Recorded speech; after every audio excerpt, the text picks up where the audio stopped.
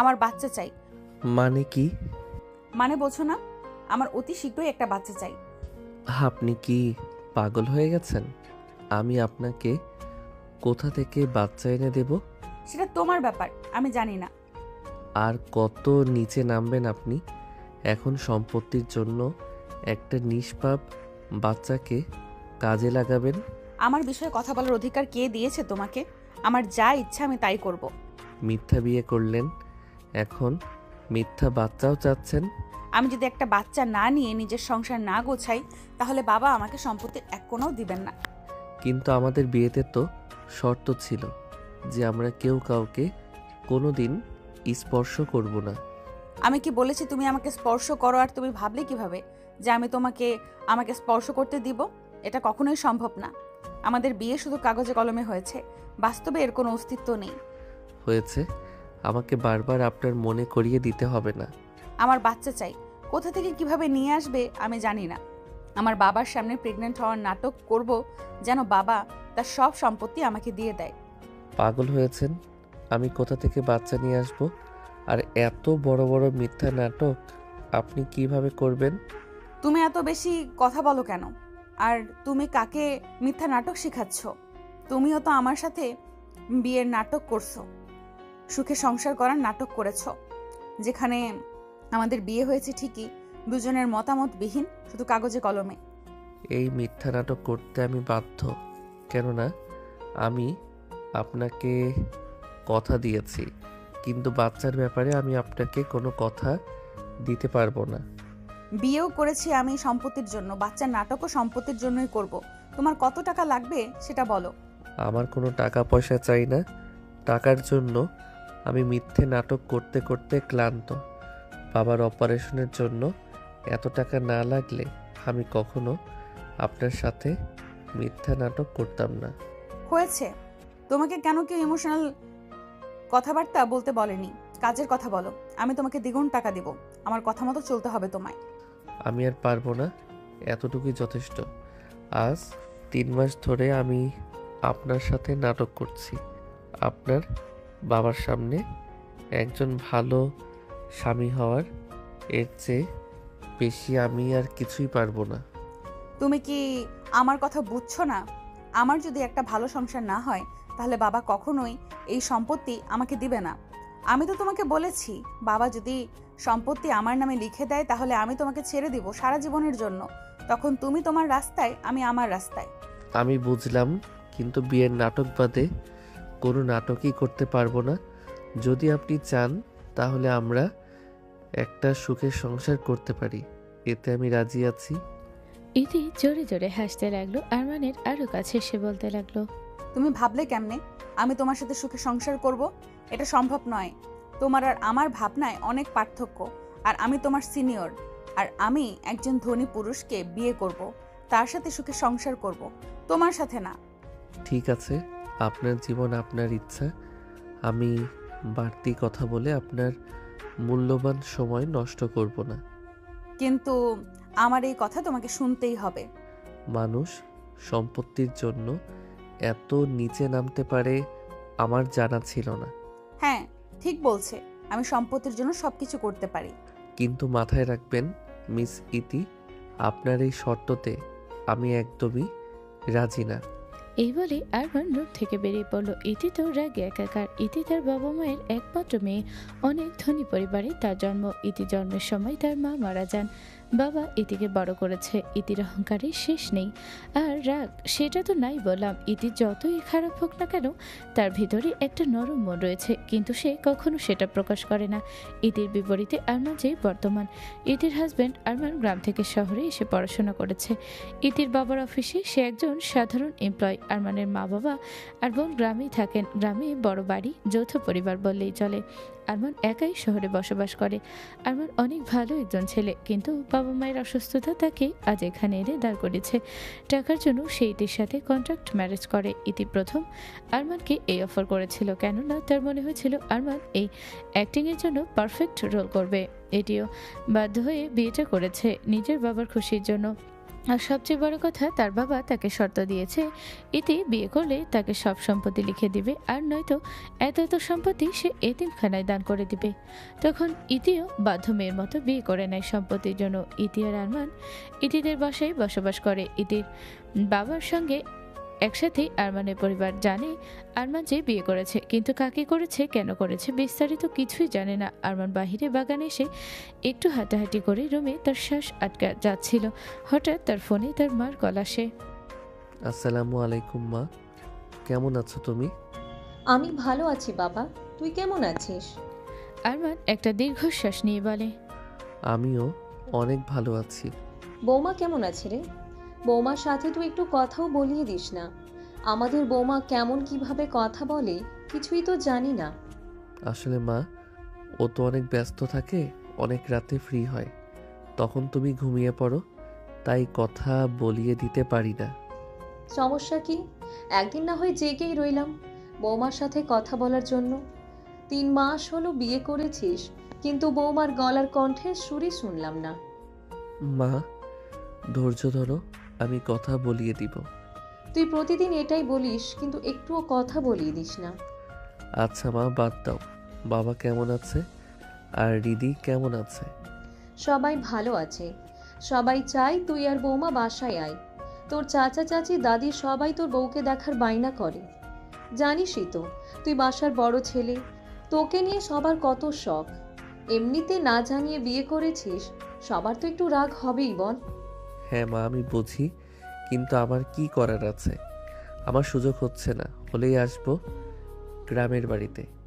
যখনই তোকে ফোন করি তুই এইসব বলে বলে আমাকে বাহানা দিস কেন রে বাবা? এইগুলো বাহানা না মা। আর বাবা ঠিক মতো ওষুধ খাচ্ছে তো? হ্যাঁ খাচ্ছে এখন, আলহামদুলিল্লাহ ভালো আছে তোর বাবা। তুই যদি এতগুলো টাকা না দিতি তোর বাবার যে কি হতো। মা, আমি তোমাদের সন্তান, আমি তো বিপদে এগিয়ে আসবই। আচ্ছা শোন বাবা, তোর চাচা চাচি কিন্তু একটু বেশি রেগে আছে তোর উপরে, তাই বাড়িতে আসলে তুই তাদের একটু মানানোর চেষ্টা করিস কেমন? রেগে আছে? কিন্তু কেন? তুই জানিস না মনে হয়? তোর চাচাতো বোন রামিসার সাথে যে সেই ছোটবেলা থেকে তোর বিয়ের কথা চলছিল, ভুলে গেছিস? তার উপরে আবার তুই আমাদের না জানিয়ে শহরে গিয়ে বিয়ে করেছিস, তো তোর চাচা চাচি রাগ করবে না তো কি করবে? রামিসাও তোর বিয়ের কথা শুনে কত কষ্ট পেয়েছে জানিস? মা, আমি কি করবো বলো? আমি তাদের কাছে ক্ষমা চাওয়া ছাড়া আর কিছুই করতে পারবো না। দেখি আমি সব ঠিক করে নিব ইনশাল্লাহ। আচ্ছা বাবা রাখি, রান্না বান্না সব সামলাতে হবে। আচ্ছা মা। এই বলে আরমান কল কেটে দিল। আরমানের ছোট বোন তার মায়ের কাছে এসে বলতে লাগলো, মা, ভাইয়া কল করেছিল, কি বললো? আরমান না, আমি কল দিয়েছিলাম। তোর ভাইয়া আর কি বলবে, শুধু ব্যস্তই থাকে। ভাইয়া কেমন আছে? আর ভাবি? সবাই ভালোই আছে বলল। ভাবির সাথে একটু কথা বলিয়ে দিতে বলো না। ধুর যা তো, আমার সাথেই বৌমা কথা বলিয়ে দেয় না, আর তুই এসেছিস সেখানে বায়না করতে। এটা কেমন কথা দেখো, ভাইয়া বিয়ে করেছে অথচ ভাইয়ার বউ কেমন কিভাবে কথা বলে কিছুই জানি না। তোর ভাই ভাবি আসলে দেখিস, এখন আমাকে কাজে সাহায্য কর, একা আর পারি বল, বয়স হয়েছে তো। আচ্ছা সাহায্য করছি, আসো তুমি। আরমান নিজেও অতিষ্ঠ এসব থেকে, সে আর পারছে না এত মিথ্যা বলতে। সে তো কখনো ভাবেনি যে পরিস্থিতি তাকে এখানে এনে দাঁড় করায় আনবে, আর তার ভাবনার বাহিরে ছিল এসব। মা বাবাকে না চাইতে ও নানা রকম মিথ্যা কথা তার বলতে হয়। তার নকল বিয়ের কথাও বাসায় জানানো যাবে না, না হলে তার মা বাবা আরও কষ্ট পাবেন। কিন্তু আরমানের তো কিচ্ছু করা নেই, নিজের মার আবদার ছেলের বউকে দেখবে, কিন্তু ইতি তো কখনো আরমানের বাড়িতে যাবে না, কখনো আরমানের বায়নাগুলো সুন্দরভাবে পূরণ করবে না, সেটা আরমানের ভালোভাবে জানা আছে। আরমান মনে মনে দোয়া করতে লাগলো যে হে আল্লাহ, তুমি আমাকে একটা রাস্তা দেখাও যাতে আমি সব ঠিক করতে পারি।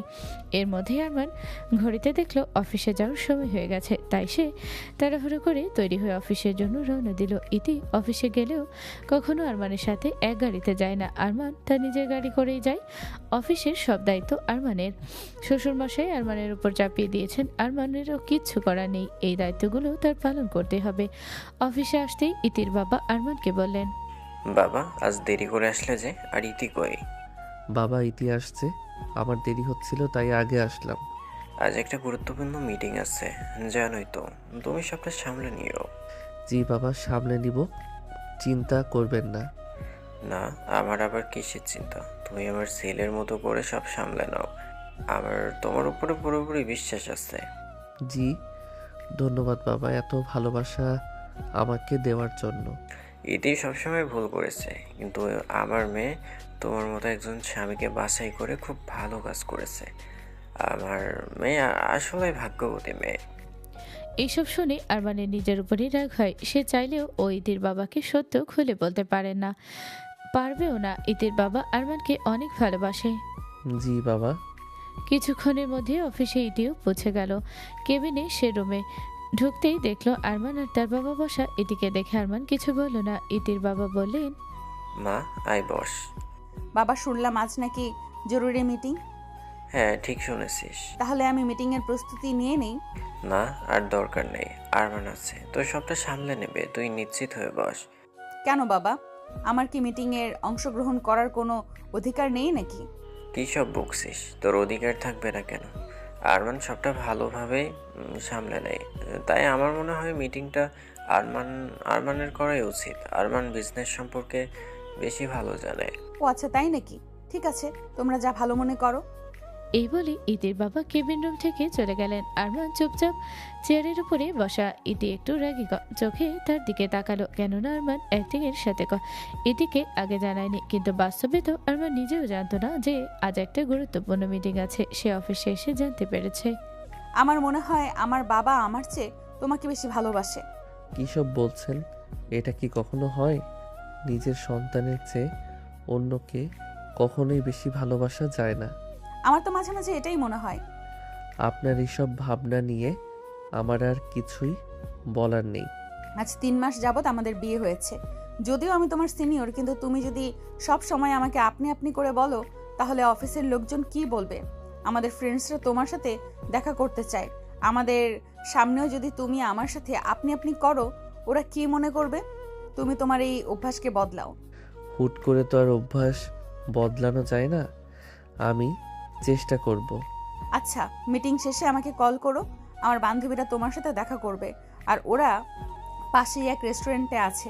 আমি গেলাম, তুমি কাজ শেষ করে আসো। আচ্ছা। ভুলেও আমাকে আপনি করে বলবে না, আমার নাম ধরে বলবে, প্লিজ। Okay, fine. ইতি চলে গেল। আরমান অফিসের সব কাজ সুন্দরভাবে শেষ করে নিল। ইতি অনেক রাগী, তবে আরমান এসবে অভ্যস্ত হয়ে গেছে। এই 3 মাসে সে ইতির সম্পর্কে অনেক কিছু জেনেছে। ইতির পছন্দ অপছন্দ সম্পর্কেও আরমানের জানা আছে। তো সব কাজ শেষে ইতির বান্ধবীর সাথে দেখা করতে চলে যায় আরমান। ইতির 2জন বেস্ট ফ্রেন্ড এসেছে, নাম সাইরা আর পূজা। আরমান গিয়ে তাদের হাই হ্যালো করলো। একসাথে সবাই এক টেবিলে বসলো। বাহ ইতি, তুই তো জিতেছিস। ভাইয়া তো বেশ হ্যান্ডসাম। ও রিয়েলি? আর আমি কি সুন্দর না? হ্যাঁ, অবশ্যই তুই সুন্দর। তুই তো আমাদের কলেজের মধ্যে সবচেয়ে সুন্দরী মেয়ে ছিলি। সেটা কি আর আমরা ভুলি নাকি বল? বাদ দে তো, ওইগুলো তোরা কি খাবি বল, অর্ডার দে। ভাইয়াকে জিজ্ঞেস করে কি খাবে? ভাইয়া আজকে যা খাবে আমরা তাই খাবো। ইতি আরমানকে জিজ্ঞেস করলো, তুমি কি খাবে বলো? আপনি মানে তুমি যা ভালো মনে করো অর্ডার দাও। আচ্ছা, আমি অর্ডার দিচ্ছি। ওকে। তো ভাইয়া এখন কি করছেন? আরমান বাবার বিজনেস সামলাচ্ছে এখন। ওমা, তাই নাকি? ভাইয়া তো তাহলে অনেক গুণের। হ্যাঁ, মাশাল্লাহ, ওর অনেক গুণ, সবটা সুন্দর করে সামলে নেয়। ইতির মুখে প্রথম নিজেকে নিয়ে প্রশংসা শুনে তো আরমান অবাক হলো। আসলে ইতি তাকে নিয়ে কথা বলছে আরমান কখনো ভাবেনি, কখনো চিন্তাই করতে পারেনি। অনেকক্ষণ সবাই কথা বলার পর সাইরা বলল, অনেক তো গল্প করলাম, এখন ইতি আর ভাইয়ার কয়েকটি পিক তুলে দেই তো। ওরা নতুন কাপল। আরে না, ছবি তুলে কি হবে? উফ, আয় তো তুলে দেই। এই বলে আরমান আর ইতিকে একসাথে দাঁড়াতে বলল সাইরা। ইতিও আরমানের অনেকটা কাছে চলে গেল। আরমানের হাত ধরলো। আরমান অবাক হয়ে ইতির দিকে তাকালো। এই 3 মাসে এই প্রথমবার ইতি আরমানকে স্পর্শ করলো, তাও আবার নিচ থেকে। তারপর সাইরা তাদের সুন্দর সুন্দর ছবি তুলে দিয়ে বলল, দেখ তো তোদের কত মানায়, কি সুন্দর জুটি, দেখলেই ভালো লাগে। হয়েছে, আর প্রশংসা করতে হবে না, চল খেয়ে নে। হ্যাঁ চল। সবাই খাওয়া দাওয়া শেষ করে নিল। তারপর আরমান আর ইতির বান্ধবীদের বিদায় জানিয়ে বাসায় চলে গেল। আজ আরমান বেশ ক্লান্ত, তাই রুমে গিয়ে সে শুয়ে পড়ে। আরমান এই 3 মাস ধরে সোফার মধ্যে ঘুমায় আর ইতি বিছানায়। দুজনের মধ্যে বেশ স্পেস। খাওয়া দাওয়া ঘুমানোর কোনো কিছুই তারা একসাথে করে না। ইতি আরমানের সাথে কথা বলবে ভেবে ফ্রেশ হয়ে রুমে ঢুকতে দেখে আরমান ঘুমিয়ে আছে। ইতি মনে মনে বলতে থাকে, কি আজব লোকটা, কথা না বলেই ঘুমিয়ে গেল। আমি যে সকালবেলা একটা কথা বললাম সেটার কোনো গুরুত্বই দিল না। আরমানের দিনকাল ভালোই কাটছে এভাবেই। সকালবেলা ঘুম থেকে উঠে আরমান নিজেই ব্রেকফাস্ট করে তৈরি হয়ে অফিসে চলে যায়। ইতি ঘুমিয়েছিল, ইতিকে ডিস্টার্ব করে না। ইতি যখন ঘুম থেকে উঠে দেখে যে আরমান বাসায় নেই, তখন সে ভীষণ রেগে যায়। কালকে থেকে সে আরমানের সাথে কথা বলতে চাইছে, কিন্তু কোনো সুযোগ পাচ্ছে না। ইতি আরমানকে কল করে আরমান কাজে ব্যস্ত থাকার কারণে কল রিসিভ করতে পারে না। কিছুক্ষণ পর ইতি আবার কল করলে আরমান রিসিভ করে। জি বলেন, বলো। তুমি কি আমার থেকে পালিয়ে বেড়াচ্ছ? একই বাসায় থাকি, অথচ তোমার সাথে আমার কথাই হচ্ছে না। আমি পালিয়ে বেড়াবো কেন? কালকে তো আমরা কথা বললাম। আমি যা বলেছি তুমি কি বোঝোনি? আমি কাল সকালে তোমাকে যে কথাগুলো বলেছি সেগুলো কোনো মজা ছিল না। আমিও তো বলে দিয়েছিলাম আমার দ্বারা ওসব সম্ভব না। আর আমি যখন কাগজে সাইন করেছিলাম তখন তো এরকম কোনো শর্ত দেইনি, তাহলে কেন পালন করব? বাহ, তুমি এখন শর্ত দেখাচ্ছ আমাকে? আমি যা বলবো তাই তো হবে নাকি? আমার বাচ্চা চাই মানে চাই। তুমি কি আমার সাথে এই নাটক কন্টিনিউ করবে নাকি না? তুমি যদি সত্যি বাচ্চা চাও, একটা সুন্দর সংসার করতে চাও, তাহলে আমি তোমার সাথে সংসার করতে রাজি। আমরা এই কাগজে কলমে বিয়েকে ভেঙে বাস্তবে চাইলেই সুন্দরভাবে থাকতে পারি। তখন তুমি তোমার বাবার সম্পত্তিও পাবে আর একটা সুখের সংসার পাবে। আমি তো তোমাকে বলিনি যে আমার একটা সুখের সংসার দরকার। আমার বাবার সম্পত্তি দরকার, আর সেটার জন্য যা যা করা দরকার আমি করব। ঠিক আছে, আমি তোমাকে ভাবার সুযোগ দিলাম। যদি আমার সাথে ভালোভাবে সংসার করতে চাও তাহলে আমি রাজি। আমি মোটেও রাজি না। এটা শুধু একটা কন্ট্যাক্ট ম্যারেজ। আমি তোমাকে স্বামী হিসেবে মানি না। ইতির মুখে বারবার এই কথা শুনে আরমান কেন যেন নিজের অজান্তেই বেশ কষ্ট পায়। ইতির প্রতি তার যে একটা মায়া আছে, সেই মায়া ইতির আরমানের প্রতি নেই। এই 3 মাসে ইতির প্রতি আরমানের একটা আলাদা রকম মায়া জন্মেছে। আরমান আর কিছু না বলে কল কেটে দিল। সে আর কি বা উত্তর দেবে ইতিকে? কেননা ইতিকে বোঝানো এত সহজ ব্যাপার না। আরমান যখন মাথায় হাত দিয়ে নানা রকম চিন্তা করছিল, তখনই তার কেবিন রুমে তার বেস্ট ফ্রেন্ডের আগমন। তার বেস্ট ফ্রেন্ড শিহাব। কিরে, কি ভাবছিস তুই? আরমান মাথাটা উঁচু করতেই দেখে শিহাব সামনে দাঁড়িয়ে আছে। কিরে, তুই কখন আসলি? আমি তো পুরাই অবাক হয়ে গিয়েছি। ও মা, তাই নাকি? আমি কি আসতে পারি না? আমার কি নিষেধ আছে নাকি? তোর জন্য আবার কিসের নিষেধ? তুই আমার বন্ধু, তুই যখন চাবি তখন আসতে পারবি।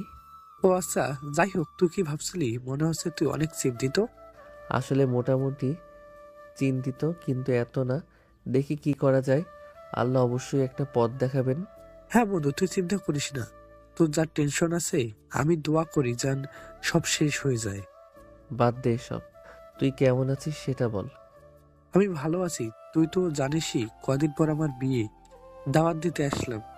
তুই কিন্তু ভাবিকে নিয়ে অবশ্যই আসবি। হ্যাঁ, আমার বেস্ট ফ্রেন্ডের বিয়ে, আর আমি আসবো না? অবশ্যই আসবো। আচ্ছা, তাহলে দ্রুত এসে পড়িস। কিন্তু আমাদের বাসায় কদিন থাকবি, এনজয় করবি, পান করবি, তাহলেই তো ভালো লাগবে। আর তোকে ছাড়া কি জমে নাকি? অবশ্যই আসবো বন্ধু। এখন তুই কি খাবি সেটা বল, আমি তোর জন্য কফি আনছি। আচ্ছা ঠিক আছে।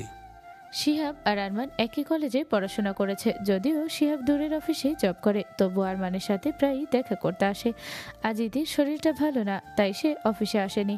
আরমান অফিসের কাজ শেষ করে যখন বাসায় গেল, সে দেখলো ইতি শুয়ে আছে। আরমান ইতিকে দেখে কিছু বলল না, সে নিজের মতো ফ্রেশ হয়ে নিল। খাবার টেবিলে বসতেই ইতির বাবাও আসলেন। বাবা, তুমি একা খাচ্ছ কেন? ইতি কই? বাবা, আমি আসার পর দেখলাম ও শুয়ে আছে, তাই আমি ওকে ডাকিনি। ওকে নিয়ে আসো। ও আজ সারাদিন কিচ্ছু খায়নি। সারাদিন কিছু খাইনি মানে? তুমি তো জানোই আমি বিজনেসের কাজের জন্য সারাদিন রাত বাইরে থাকি।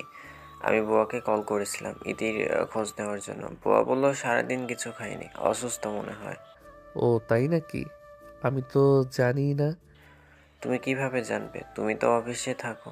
তবুও ইতিকে তোমার কল করে ওর খোঁজ খবর নেওয়া উচিত। জি বাবা, ওকে আমি ডেকে আনছি। এই বলেই আরমান ইতিকে রুমে ডাকতে গেল ইতি। ইতি, উঠো, তোমাকে বাবা ডাকছেন। ইতি কোনো সাড়া না দেওয়াতে আরমান ইতির হাত ধরেও ওকে ডাকতে লাগলো। তখন ইতি জেগে উঠল। কি হয়েছে, আমাকে জাগালে যে? তোমার বাবা তোমাকে ডাকছেন। আর তোমার কি হয়েছে? শরীর অসুস্থ নাকি? না, আমি ঠিক আছি। তুমি গিয়ে বসো, আমি আসছি। ওকে। কিছুক্ষণের মধ্যে ইতি খাবার খেতে টেবিলে এসে বসে। কি হয়েছে মা? তোকে আজ মন মরা লাগছে কেন? আর সারাদিন না খেয়ে ছিলি কেন? সকাল থেকে শরীর ভালো ছিল না, এখন ঠিক আছি বাবা। কেন, কি হয়েছিল? সকাল থেকেই বমি বমি লাগছিল। হুট করে এমন হওয়ার কারণ কি? কোনো খুশির খবর আছে নাকি? ইতির বাবা এ কথা বলতে ইতি আর আরমান দুজনের দিকে বড় বড় চোখ করে তাকায়। কেননা খুশির খবর আসা তো অসম্ভব। কেননা আরমান আর ইতির মাঝে এখনো কিছুই হয়নি। আরমান কথা ঘুরিয়ে বলো। না বাবা, এমন কিছু না। ইতিকাল অনেক উল্টাপাল্টা জিনিস খেয়েছে, তাই ওর এমন হলে চিন্তা করবেন না, ওষুধ খেলেই ঠিক হয়ে যাবে। আরমানের কথাতে ইতিও হা মিলালো। তবে ইতি এই সুযোগ কাজে লাগিয়ে মিথ্যা নাটক করতে চেয়েছিল প্রেগনেন্ট হওয়ার, কিন্তু আরমানের কারণে সে চুপ হয়ে থাকে। রাতে আরমান আর ইতি ঘুমাতে যায়। তখন ইতি বলে, বাবা কত খুশি হবে যদি আমার একটা সন্তান হয়। হ্যাঁ, খুশি তো হবেই। কিন্তু বাচ্চা কই পাবো? উফ, তুমি আবারও সেই নাটকের কথা ভাবছো? অথচ একটাবারও ভাবছো না তোমার বাবা যদি সত্যিটা জানেন কতটা কষ্ট পাবেন, কতটা ভেঙে পড়বেন ভেবেছো? আরমানের কথাগুলো শুনে ইতির মনে ধাক্কা লাগলো। সে ভাবতে লাগলো, আসলেই তো আমি কি করছি এসব বাবা যদি জেনে যান তাহলে কতটাই বা কষ্ট পাবেন। আমি তার একমাত্র সন্তান, আমি তাকে কত বড় কষ্ট দিচ্ছি। বিয়ের ব্যাপারটা না হয় একটা ভুল করেছি, কিন্তু বাচ্চা নেওয়াটা তো বেশি হয়ে যাবে। মিথ্যা বিয়ে পর্যন্ত ছিল ঠিক, কিন্তু মিথ্যা সন্তান নেওয়ার নাটক এটা আমি করতে পারি না। আমার বিবেক কি হারিয়ে গেছে? এদিকে গম্ভীরভাবে ভাবতে দেখে বলতে লাগলো, কি ভাবছো তুমি? তুমি ঠিকই বলেছো, আমি বাড়াবাড়ি করছি। তুমি আমাকে না বোঝালে হয়তো আমি বুঝতামই না। এটি আরমানের মনের কথা বুঝতে পেরেছে। এতেই আরমান খুশি। আরমান একটু মুচকি হাসি দিয়ে অন্য কথা বলতে লাগলো। আমি কয়েকদিনের জন্য আমার বন্ধুর বিয়ে খেতে যাব, তুমি কি আমার সাথে যেতে চাও? তোমার বন্ধুর বিয়ে?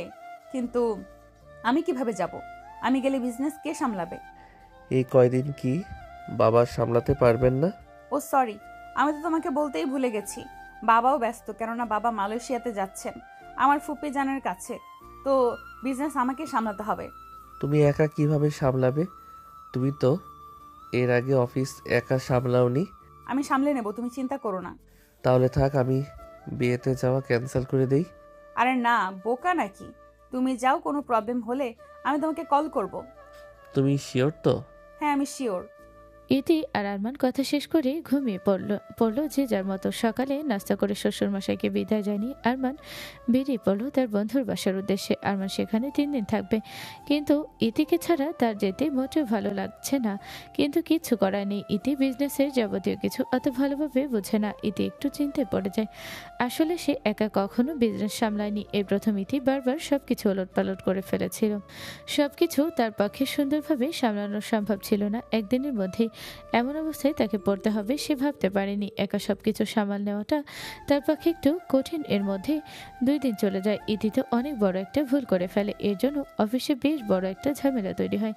ইতিদের কোম্পানির নামে একটা কেস হয়ে যায়। কিভাবে কি হয়ে গেল এতে কিছুই বুঝতে পারছেন না। তাড়াহুড়ো করে ইতি আরমানকে কল করে। আরমান কল রিসিভ করতেই ইতি ঘাবড়ে আরমানকে বলতে থাকে, অফিসে অনেক বড় সমস্যা হয়ে গেছে। আরমান, আমি কি করব? কেন, কি হয়েছে? তুমি তাড়াতাড়ি আসো। আমি ভুলে একটা ফাইলও সাইন করে ফেলেছি। এর জন্য অফিসে পুলিশ এসেছে, আর আমাদের ব্যাংকের কার্ড সব অফ করে দিয়েছে। মানে কি? আচ্ছা, আমি আসছি। এদিকে কান্না করতে দেখে আরমান বেশ চিন্তায় পড়ে যায়। সে তাড়াতাড়ি ইমার্জেন্সি বন্ধুর বাসা থেকে রওনা দেয়। অন্যদিকে ইতির অবস্থা তো বেশ খারাপ। ইতিদের বাড়িতেও কাউকে ঢুকতে দেওয়া নিষেধ। এই মুহূর্তে টাকা পয়সা সব ইতিদের নামে থাকলেও সব তাদের এখন নাগালের বাহিরে, কেননা সব লক করে দেওয়া হয়েছে। কেননা ইতিদের অফিসে নাকি বিশাল সমস্যা দাঁড়া হয়েছে। এখন বর্তমানে ইতি কোনো টাকা পয়সা কি নিজের বাসাতেও ইউজ করতে পারবে না। ইতি তার বাবাকেও সবটা জানিয়ে দেয়। মা, তুই চিন্তা করিস না, আমি সামলে নিব। আমি কালকেই আসছি দেশে। তুই আরমানকে নিয়ে বর্তমান কোনো এক হোটেলে থাক, আমি সব ম্যানেজ করে নিব। তুই এসব নিয়ে ভাবিস না মা। বাবা, আমার জন্য কত বড় ঝামেলা হয়ে গেল, তোমার কত বড় বিপদ হয়ে গেল। সরি বাবা। সমস্যা নেই, ঠিক হয়ে যাবে। এর মধ্যেই আরমান পৌঁছে যায় অফিসে পুলিশদের। আরমান অনেক বোঝানোর চেষ্টা করে কিন্তু তারা কিছুই বোঝে না। তারা জানায় এখন ইতিদের ব্যাংক কার্ড সহ সব অফ আছে, যাচাই বাছাই এরপর তারা জানাতে পারবে। এই বলে পুলিশ চলে যায় আর ইতি চেয়ারে বসে পড়ে কান্না করতে করতে। তখন আরমান ইতিকে সান্ত্বনা দেয়, বলে, চলো আমি আর তুমি আমাদের বাসায় যাব। মানে আমার বাবার বাসায়, আমাদের গ্রামের বাড়িতে। চলো, আমি জানি সেখানে তুষার মানিয়ে নিতে কষ্ট হবে, কিন্তু কোনো সমস্যা নেই। যতদিন থাকবে একটু কষ্ট হলেও শান্তিতে থাকবে, সব চিন্তা থেকে দূরে। কিন্তু আমি তো কখনো গ্রামে যাইনি, সবার সাথে কিভাবে মানিয়ে নিব? সমস্যা নেই, আমাদের বাসার সবাই অনেক মিশুক। তুমি চলো আমার সাথে। তোমার বাবা মাকে কি বলবে? বলবো আমরা ঘুরতে যাচ্ছি, তুমি যাবে আমার বাসায়। হ্যাঁ চলো, এসব থেকে দূরে যাওয়াই ভালো। আর বাবা তো কাল আসবেনই, সব তিনি মানিয়ে নেবেন। হ্যাঁ চলো। আরমান আর ইতি ভাবলো এই রাতেই তারা গ্রামের উদ্দেশ্যে রওনা দিবে, তাহলে সকালেই ওরা পৌঁছে যাবে। তাই তারা বাসের টিকিট কেটে আরমানের বাসা দিকে রওনা দিল। ইতি অনেক চিন্তিত, কিন্তু সে জানে তার বাসা সব সামলে নিবে। তবুও চিন্তা হচ্ছে। এসব ভাবতে ভাবতে ইতি ঘুমিয়ে যায় আরমানের কাঁধে। সারা রাত আরমানের কাঁধেই ঘুমিয়েই থাকে ইতি। তারপর তারা পৌঁছে যায়। আরমান তার বাসার মেইন দরজা ধাক্কা দিলে রিদি এসে খুলেই দেখে তার সামনে ভাইয়া আর ভাবি। রিদি তো খুশিতে ভাইকে জড়িয়ে ধরে আর ইতিকে সালাম জানায়। আসসালামু আলাইকুম ভাবি, কেমন আছেন? আমি ভালো আছি, তুমি কেমন আছো? আমিও ভালো আছি। ভাইয়া ভাবি তোমরা ভেতরে আসো, আমি মাকে ডাকছি। রিদি ছাদে দৌড়ে গিয়ে তার মাকে ডেকে আনলো। তাড়াহুড়ো করে আরমানের মা নিচে নেমে আসলেন। নিজের ছেলে আর ছেলের বউকে সামনে এসে আরমানকে জড়িয়ে ধরলেন। তিনি আর রিদিতে তাকে সালাম দিলেন। তুই যে বৌমাকে নিয়ে আসবি, আমাকে একটা বারও তো বললি না। বৌমা প্রথম এই বাসাতে এসেছে, আমি কোনো আয়োজন করিনি।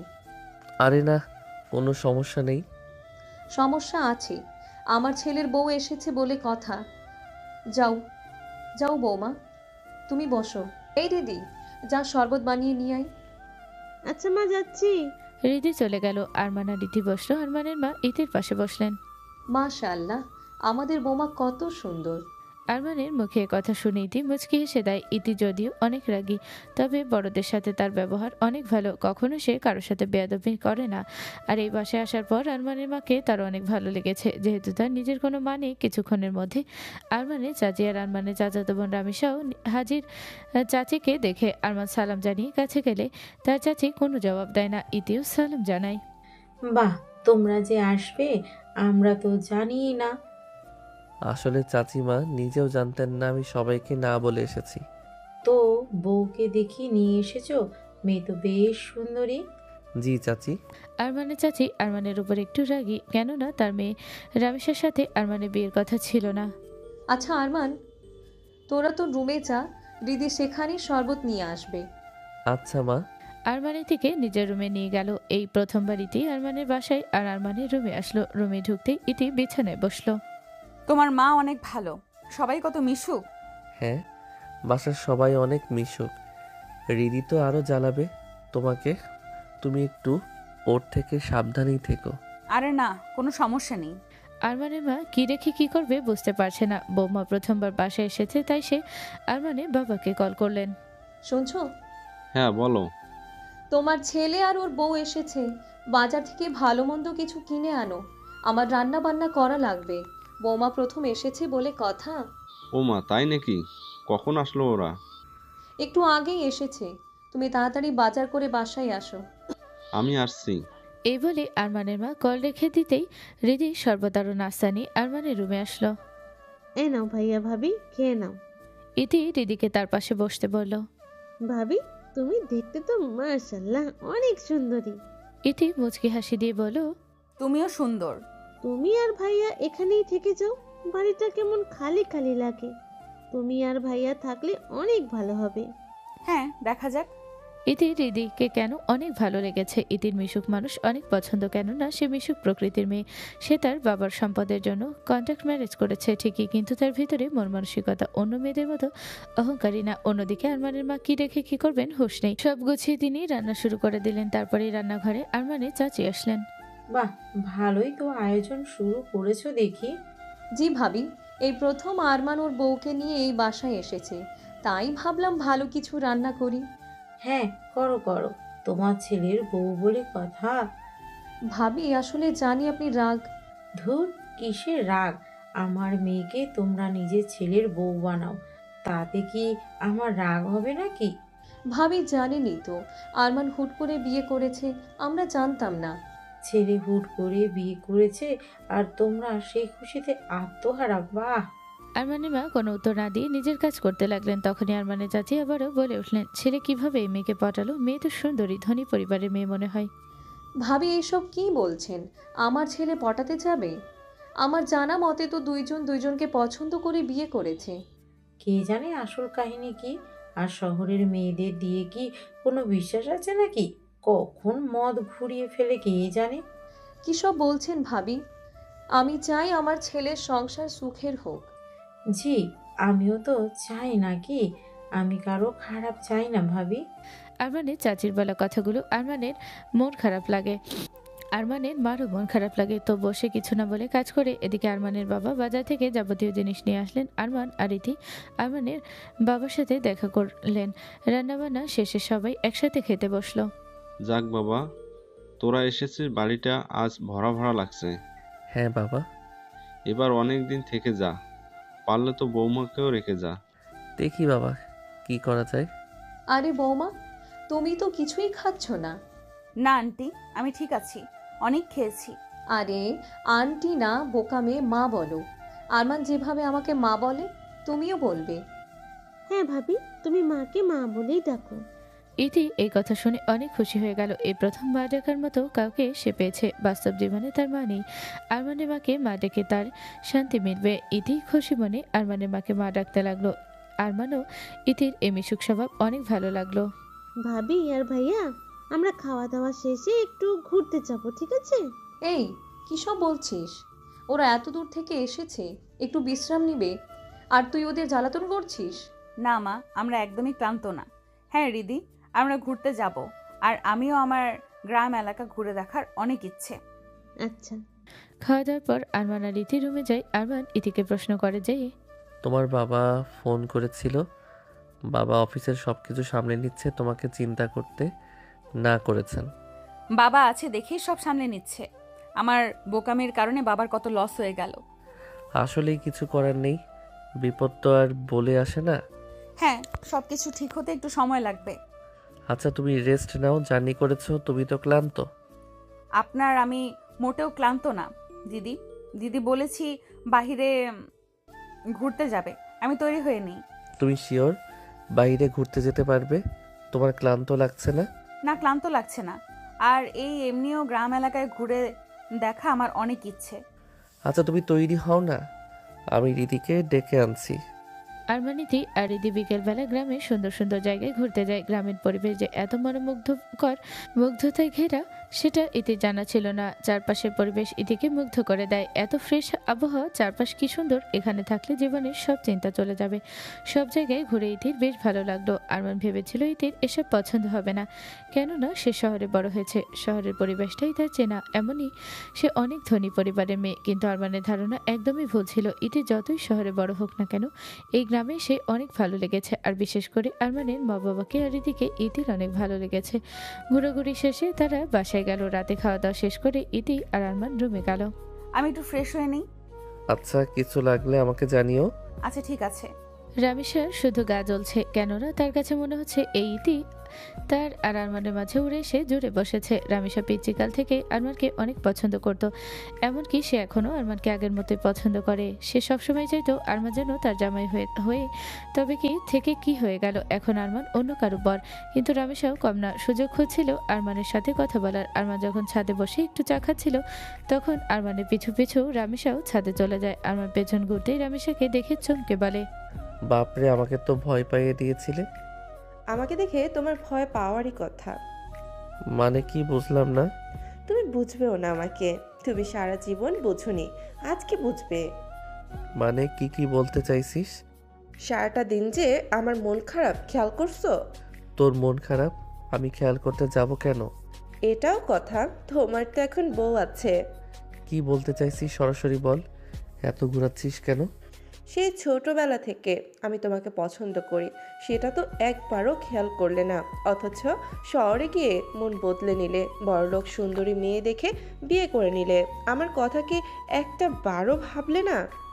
এসব কি বলছিস, পাগল হয়েছিস? আর আমি কি তোকে কখনো পছন্দ করতাম নাকি? তোকে আমি আমার ছোট বোনের মতো দেখতাম।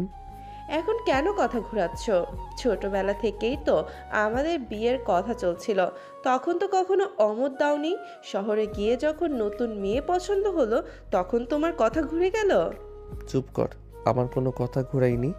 আমি আগে কখনো অমত জানাইনি, ঠিক আছে? কিন্তু আমি কখনো এটাও বলিনি যে আমি তোকে বিয়ে করব। আর কত মিথ্যা কথা বলবে?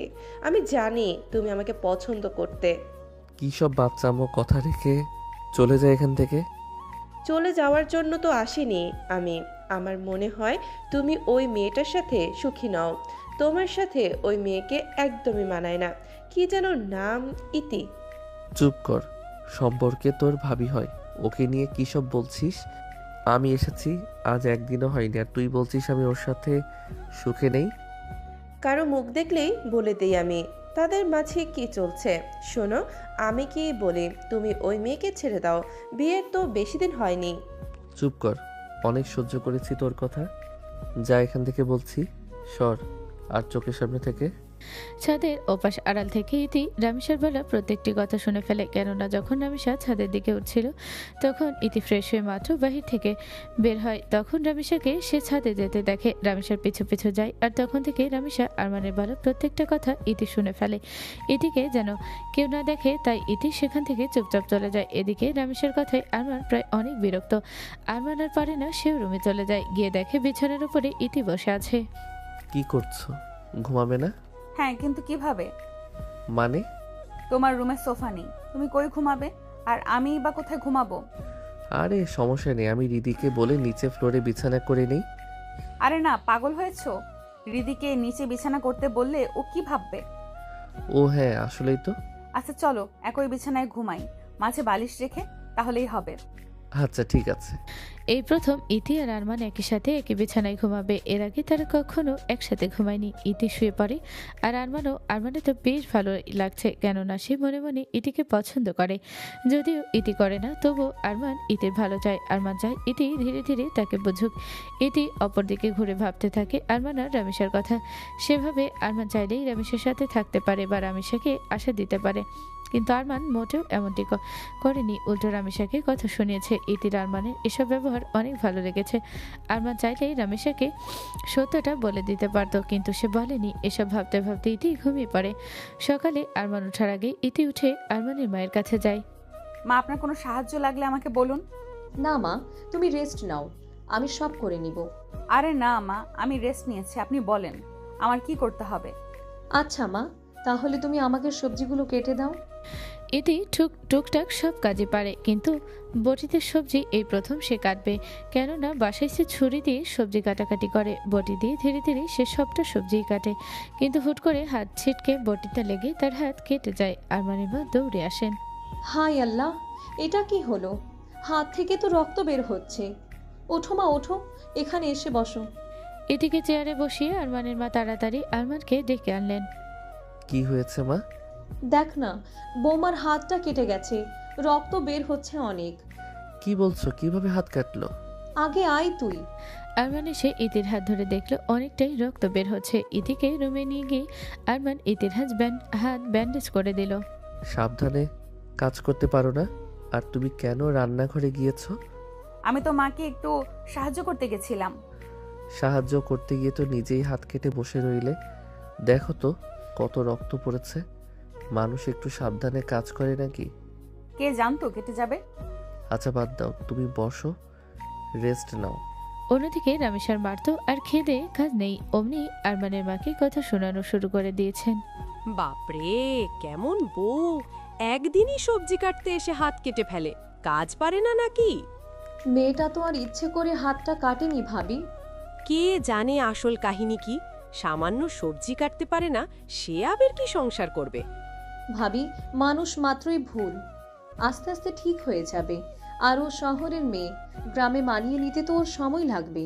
আমাদের রামিসা তো সব জায়গায় মানিয়ে নিতে পারে, একদিন আর 2 দিন লাগে না ভাবি, বুঝলেন? আচ্ছা ভাবি, রান্না চুলাই, আমি দেখে আসি। এই বলে আরমানের মা চলে গেলেন। রামেশ্বর মা সারাদিনই আরমানের মাকে যা পারেন শোনাতে থাকেন, কিন্তু আরমানের মা এসব একদমই কান দিতে চায় না। দুপুরবেলা খাবার খেতে যাওয়ার সময় আরমান ইতিকে বলে, তুমি বসো, আমি খাবার নিয়ে আসছি। তোমার হাত ভালো না, আমি খাওয়াই দেই। তুমি খাওয়াই দিবে? তো কে খাওয়াই দিবে? তুমি বসো, আমি আসছি। এই বলে আরমান ইতির জন্য খাবার নিয়ে আসলো আর ইতিকে খাইয়ে দিল। এই প্রথম ইতি কারো হাতে খাচ্ছে, আর আরমানও এই প্রথম ইতিকে এত সযত্নে ইতিকে খাইয়ে দিচ্ছে। আরমানের এমন কেয়ার পেয়ে ইতিও অনেক ভালো লাগছে। ইতি খেয়াল করে বুঝতে পারে আরমানের বাসায় এসে আরমানের কেয়ারটা ভালোভাবে বুঝতে পেরেছে। এর আগে সে সব খেয়াল না করলেও এখন সবই খেয়াল করে। দাঁড়াও 1 মিনিট, বাবা কল করছেন। আচ্ছা, তুমি আগে কথা বলে নাও। ইতি তার বাবার কল রিসিভ করলেন। মা, কেমন আছিস তুই? ভালো আছি বাবা, তুমি কেমন আছো? আমিও ভালো আছি মা। বাবা, অফিসের ঝামেলাটা কি ঠিক হয়েছে? আরে তুই প্যারা নিস না, আর সব ঠিক করে ফেলবো। আমার বন্ধু সে উকিল, সে বলেছে অফিসের ঝামেলা শীঘ্রই ঠিক হয়ে যাবে, তেমন কোনো সমস্যা নেই। যাক, শুনে ভালো লাগলো। সরি বাবা, আমার জন্য তোমার এত ঝামেলা সহ্য করা লাগছে। আরে বোকা, এগুলো কোনো ব্যাপারই না, বিজনেস করলে টুকটাক ঝামেলা হয়। তুই কি করছিস? আরমানের বাসায় নিজেকে মানাতে কষ্ট হচ্ছে নাকি? আরে না বাবা, এখানে সবাই অনেক ভালো, আমি অনেক ভালো আছি। তুমি কোথায় আছো এখন? আমি আমার বন্ধুর বাসায় আছি। ও আমাকে হোটেলে থাকতে দিবে নাকি? জোর করেই ওর বাসায় নিয়ে এসেছে। যাক বাবা, ভালো হয়েছে। সাবধানে থেকো। তুইও সাবধানে থাকিস, আরমানের খেয়াল রাখিস। বাবার মুখে এই কথা শুনে ইতি মনে মনে ভাবতে লাগে, আমি আরমান আর কি না বা খেয়াল রাখবো, উল্টো সে আমার খেয়াল রাখছে। কথা শেষে কল কেটে ইতি আরমানের পাশে এসে বসে খাওয়া শেষ করে। বাবা কি বললেন? সব ঝামেলা নাকি ঠিক হয়ে যাবে, চিন্তা করতে মানা করেছেন। আচ্ছা, যাক ভালো। তোমাকে অনেক ধন্যবাদ। ধন্যবাদ কেন? এই যে আমার মা বাবার বোনের সাথে এত সুন্দরভাবে মানিয়ে নেওয়ার জন্য। এখানে ধন্যবাদের কি আছে? সত্যি বলতে তোমার মা বাবা বোনকে আমার ভীষণ ভালো লেগেছে। তারা সবাই অনেক মিশুক, আর তোমার মাও আমার নিজের মায়ের মতো।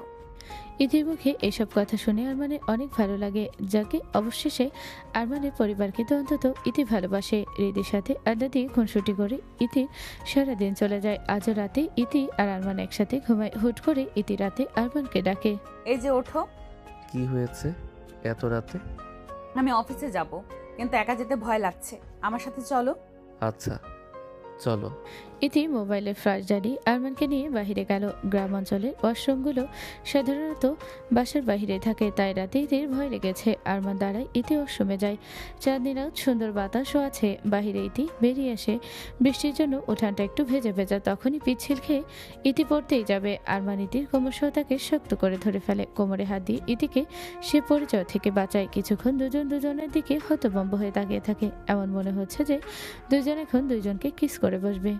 তুমি না ধরলে পড়েই যেতাম। একটু সাবধানে হাঁটবে তো। তুমি আমাকে ধরে আছো, ছাড়ো। ছাড়লেই পড়ে যাবে, কারণ তুমি যেখানে দাঁড়িয়ে আছো সেখানে অনেক কাদা।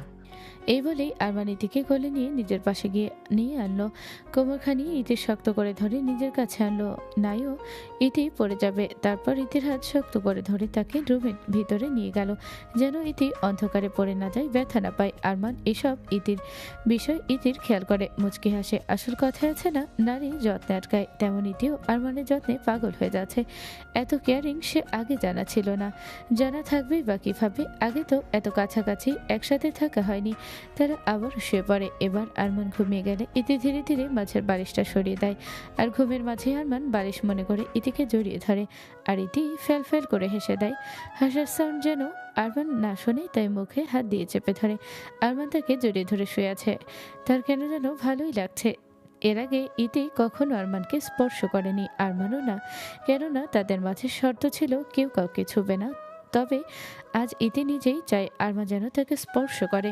সারা রাত আরমান ইতিকে জড়িয়ে ধরেই ঘুমায়। সকালে আরমানের ঘুম ভাঙলে সে অবাকভাবে ইতির দিকে তাকিয়ে ভাবে, হায়লা, ওকে ধরে ঘুমিয়েছি আছি, এখনই তো ঘুম থেকে জেগে আমার উপরে রেগে যাবে, তাড়াতাড়ি সরে যায়। এইভাবেই আরমান সরে যায়, বিছানা থেকে উঠে ফ্রেশ হতে চলে যায়। বাহিরে উঠানে রামিসা আর রিদি বসে আছে, তখন ইতিও এসে সেখানে বসে। এই রিধি, যা এক গ্লাস পানি নিয়ে আয় আমার জন্য। আমিও বসে আছি, তুমিও বসে আছো, তুমি গিয়ে নিয়ে এসো। আমি আনলে কি তোকে যেতে বলতাম? ভুল করে এসে বসেছি, আর তুমি আমাকে ফরমাইশ দিচ্ছ? সামান্য এক গ্লাস পানি আনতে বলেছি, তাই বলে এত বাহানা? তুমিও তো যেয়ে আনতে পারো। তুই দেখি অনেক বেয়াদব হয়ে গিয়েছিস। আপু, আমি তোমার সাথে কি বেয়াদবি করলাম? রামিসা তো রেগে গিয়ে রিদিকে একটা চড় মারতে আসে, তখনই ইতি রামিসার হাত ধরে ফেলে। আরে তুমি কি করছো? রিদিকে চড় মারতে যাচ্ছ? আমার হাত ছাড়ো, এটা আমার আর রিধির ব্যাপার।